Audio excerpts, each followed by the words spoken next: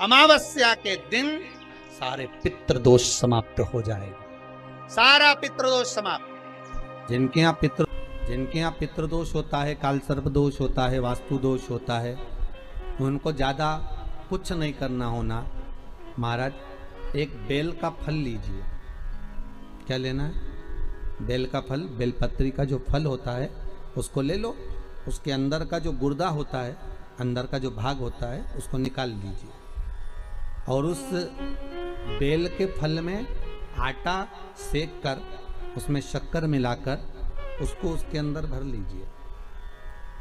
अमावस्या के दिन सुबह 10 बजे से पहले उस बेल फल में जिसमें तुमने पंजेरी भरी है, आटा सेक कर भरा है शक्कर के साथ में, उसको अपने घर में घुमाने के बाद में जिसको काल सर्प दोष बताया है, पितृदोष बताया है या वास्तु दोष का स्मरण बताया है, घर में सब दूर घुमाकर अपने परिवार का हाथ का स्पर्श कराकर पीपल के पेड़ के नीचे खड्डा खोदकर उस बेलपत्र के उस फल को दाब दीजिए।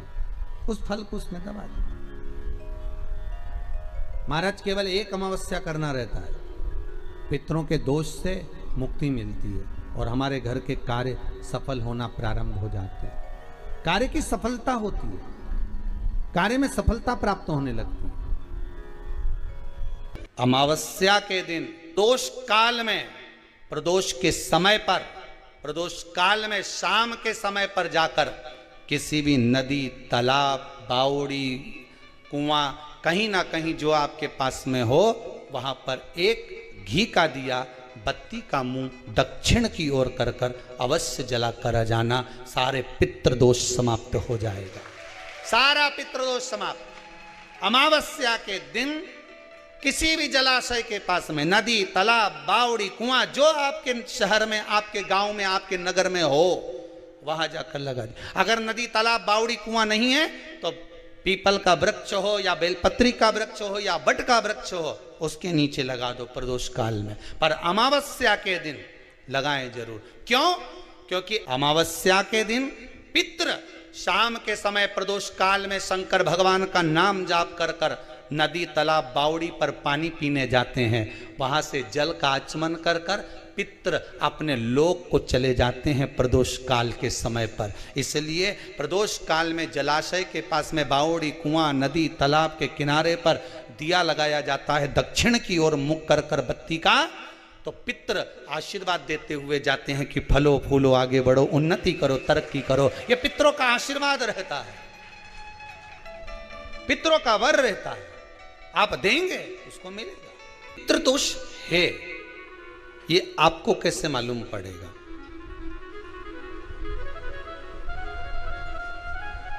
पितृ भूखे हैं, इसका तो वर्णन हमने पहले कर दिया कि रात्रि को जब आप सोने के बाद में 1-1.5 घंटे बाद अगर आपकी नींद खुल जाए, 1 घंटा 1.5 घंटा आप सो लिए, उसके बाद जो नींद खुली तो 1-1.5 घंटे तक अगर आपको नींद नहीं आ रही है, रात्रि को सोने के बाद में 1 घंटे बाद जब उठे तो आपको प्यास लग गई, भूख लगने लगी, प्यास लगने लगी कि मेरे को पानी पीना पड़ेगा, घबराहट हो रही, पानी पीना पड़ेगा। 1-1.5 घंटे सोने के बाद अचानक नींद खुले और आपको प्यास लगे, समझ लेना आपके पितृ भूखे हैं और प्यासे हैं, भूखे और प्यासे हैं, उनको जल की जरूरत है।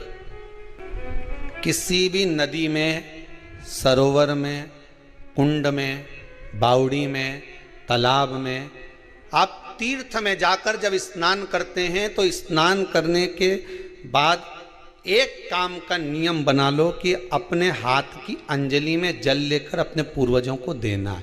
प्यासे रहते हैं, भाग मांगते हैं, प्राप्त करना।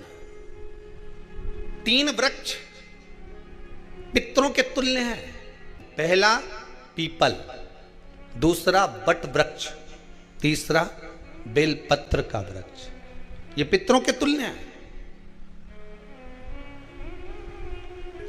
अगर आपको रात्रि में नींद नहीं आ रही है, ऐसा लगता है कि रात्रि को 1 घंटा 1.5 घंटा सोने के बाद कुछ गलत गलत विचार आने लगते हैं, नींद सुबह 3 बजे तक, 4 बजे तक नहीं आती, 4 बजे के बाद फिर नींद आती है, तो एक प्रैक्टिकल जरूर कर कर देखना। एक प्रैक्टिकल करने में क्या जाता है, प्रयास करने में क्या कुछ जाता है क्या? प्रैक्टिकल कर कर देखना कि कहीं सियोर वाला महाराज झूठ तो नहीं बोल रहा, तो प्रैक्टिकल करने में कुछ नहीं जाए।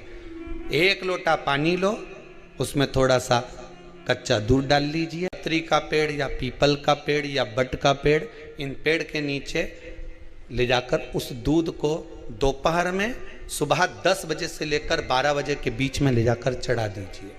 रात्रि को फिर ना आपको प्यास लगेगी ना भूख लगेगी, नींद एक बार लगी तो सुबह ही खुलेगी। प्रैक्टिकल करने में क्या जाता है? पानी डालने में तुम्हारा कुछ जाएगा?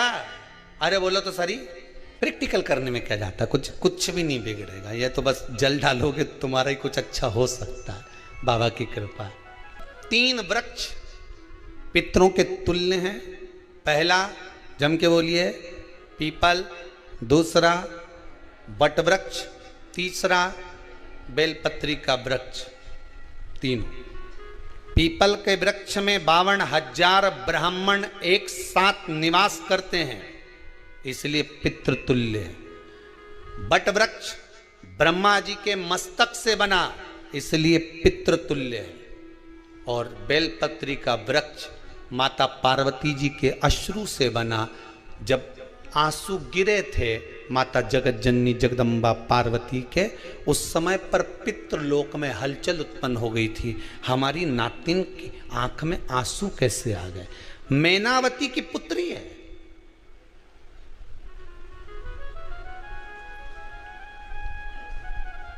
पितरों की नातिन, इसकी अश्रु कैसे गिर गए?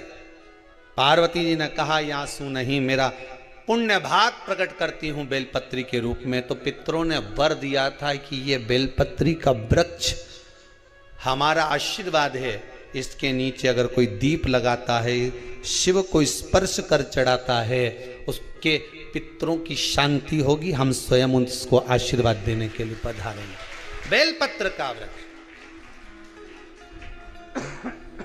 पितृतुल्य। तो रात्रि को अगर भूख लग रही है, प्यास लग रही है, तो पितृदोष है। दूसरा पितृदोष का लक्षण बताया, घर में कोई शुभ कार्य ना हो, वंश की वृद्धि ना हो। 1 रुपये कमाओ, 1.25 रुपये खर्च हो रहे हैं, पैसा 10 जगह से कमाई आ रही है पर घर में टिक नहीं पा रही है, आया गया, पितृदोष है। जरा सी कटोरी पड़ी है, उसके पीछे विवाद चालू हो जाए, पानी ढुल गया उसके पीछे विवाद हो जाए, या छोटी छोटी बात में घर में क्लेश मचा हुआ है, पितृदोष है। समझ लो हमारे पूर्वज हमसे खुश नहीं है, प्रसन्न नहीं। सारी दुनिया के लोग तुमसे कह रहे हैं तेरे घर में पितृदोष है। 1 रुपये कमाते हो, 1.25 रुपये खर्च होता है, मानसिक टेंशन बना रहता है।